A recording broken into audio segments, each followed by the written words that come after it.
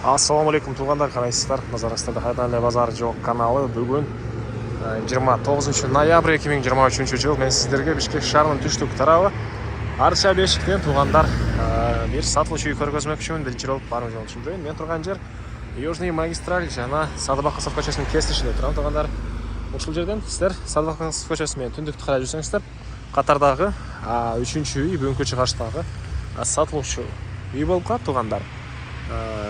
Бұл мектеп оқушылардың туш тарабы эле. Так, дагы эмне маалымат? Бул жерден шаардын бурч-бурчуна жүргөн маршруткалар бар экен туғандар. Бираз эле чыгышты карап жүрсөңүз, бул жер Шералиев көчөсү, андан кийин эле биринчи көчө. Андан кийин Баха көчөсү туғандар, андан кийин Жал болуп кетет. Тил четте мектеп, садиктер деле бар туғандар. Мына бул жерде жакын жерде Газпром спорт комплекси. Ошондай. Эми калган маалыматты азыр сатылуучу үйгө жетип берейин туғандар. Мынакей туғандар, Южный магистраль Садыбакасов көчөсүнүн кесилишинен эле түндүктү карай жүрсөңүздөр, 2 үй, андан кийинки 3-үчү үй эле бүгүнкү чыгыштагы сатылуучу үйүбүз болуп калат туғандар. Шербет Садыбакасов кесилиши. Бул Шербет менен түз чыксаңыздар, мына бул жактан Шералиевге качып кетсеңиздер деле болот. Жолбосо Южный магистраль мынакей бул жагы. И андан ары дагы эмне маалымат? Мынакей бул көчө тарабы участок тегерентен могу көрүп тургансыздардай забор менен тосулган. Бул жагында дарбазасы. И түштүк чек ара мына бул жерден башталат. Шербет көчөсү тарапынан угловойдо жайгашкан. Түндүк чек арасы мына бул забор бүткөн жерге чейин болуп калат экен. Жалпысынан жердин аянты 6 соток. Природный газ бар экен, центральный канализация бар, сусу бар. Дагы эмне болгон? Отопление, порой отопление. Окей. Мына ушундай. Бул Садыбакасов көчөсү, ушундай асфальт болгон. Чоң көчө, катталган тротуарлары. Анан азыркы учурда туғандар, бул биринчи этажында ошол швеяда иштеген персонал жашашат. Подвалы да бар, подвалында швейный цех даяр иштеп турган. Ушундай ишкердик дейбизби, бизнес дейбизби, ошол бизнеси бар туғандар. Дагы эмне маалыматы? Анан эгер кааласаңыздар, швейный цех эмес, бала чакам менен жашайм бул үйдө десеңиз, мына бул тарапта жанында балаңыз барганга садиге жакын жерде да мектептер да бар. И Арча бешикте туғандар билесиздер, медресе. Бул жерде спорт комплекс Газпром, ушу сыяктуу керектүү объекттин баары жакын жерде бар экен. И так, сизерге бул Шербет тарабын көргөзөйүн. Батыш чек арасы бул эмеге чейин, Садыбакасов көчөсүнө чейин. Чыгыш чек арасы бул кошунанын заборуна чейин болуп калат тугандардыкей, бул жерге чейин. Андан ары эми сиздерге коросуна кирип калган маалыматтарды бир чекеден берейин. Негизинен Арча бешик Бишкек шаарынын жакшы райондорунун бири. Бул мынакей короосу. Бул жакта кирпичтен салынган, узун туурасы 11ге 10 болгон чоң мына ушундай үй.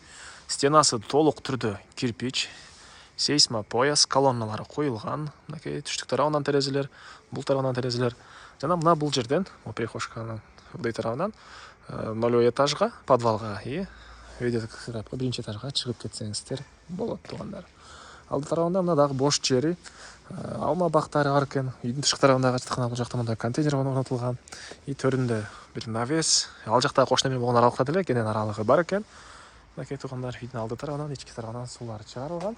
Сиздерге биринчи болуп азыркы учурда иштеп турган швейный цехтин ички тарабын көргөзөйүн.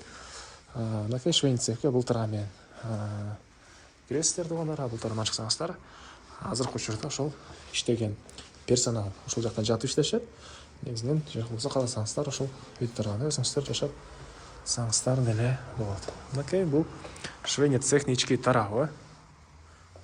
Тугандар, бул ички тарабындагы бардыгы ошол оборудованиялар баары калат. Баасы ошонун ушунун ичинде тугандар. Ошол айтылган баанын ичинде ушунун баары бар. Азыр видео жүрүшүндө баасын деле айтам. Мынакей бул закройный стол дейт беле тугандар. Швейный цехти тартып жүрүп, уже мен бир 3-4 швейный цех тартып, уже булардын тааныштарын билип калдым. Закройный стол. Так, мага эсине сурап турум метринде. Мен болжол менен метрин сиздерге эсептеп берейин. 1, 2, 3, 4, 5, 6, 7, 8 метрдей болгон тугандар закройный стол экен. дагы метр менен келип өзүңүздөр ченеп көрсөңүздөр болот. Бул жол менен 8 метрдей болгон закроний стол. Бул жакта машиналарыныкы. Бул жерде 4, 6, 8, 10, 12, 14, 14кө 18, 18, 20. Мен могу жерден 20-ны санадым азыр могу бөлмөнүн ичинен. Могу мен 22 болуп калат экенмин. Могу мен 22. И бул тарапта мындай үтүктөрү бул бөлмөдө жайгашкан. Ошол өйдөнкү этажында эле квадрат туугандар 16га 11 мо. Ички тарабы деле мына. Өйдөнкү этаж, ылдыйкы этаж полный ушул подвал. Анан бул тарабында упаковка кылган жай окшойт. Негизинен швейный цех иштеткендер түшүнөт бул жак сфераны. Мынакей туугандар. Дагы эмне маалыматы силерге үйдүн ички тарабын көргөзүп берейин. Азыркы учурда туугандар бул жерде иштегендер ошол бөлмөлөрдү уктатканына байланыштуу мен ички тарабын көргөзө алгам жок. Мына чыккансыздарда бул жерде 2 бөлмө. 2 бөлмө жана коридор. Мынакей коридордон мындай бөлмөлөргө ар бирине кирип кетсеңиздер болот. Мына ички тарабына келип ошол көрсөңүздөр болот туугандар. Азыр көргөзөйүн десем ишчилер мен эртеменки саат азыр 10дордо келген. Швейный цех түнү менен иштесе керек негизинен. Эмеси ошол азыркы учурда уктап аткан учур экен көпчүлүгү. Же туруп чай ичип аткан учур кыскасы. Аларга тоскоол болбойн деп тарткам жок келип. Көрсөңүздөр болот. Так. Бул үйдүн арты тарабы. Арты тарабында дагы ал жактагы кошуна менен аралыкта дагы чоң аралык бар туугандар. Жердин аянты 6 соток документтер боюнча кызыл китеби жана үйдүн чертожу техпаспорттары бар экен. Купли-продажа. Так. Баасы туугандар бул үйдүн $150,000 сурап атыптыр үй ээлери. Анан дагы сүйлөшүү болот. Эсинин номери экранда жана описанияда эсител деп жазылып турат. Звонок кылып сүйлөшүп көрүңүздөр, сүйлөшүүлөр болот.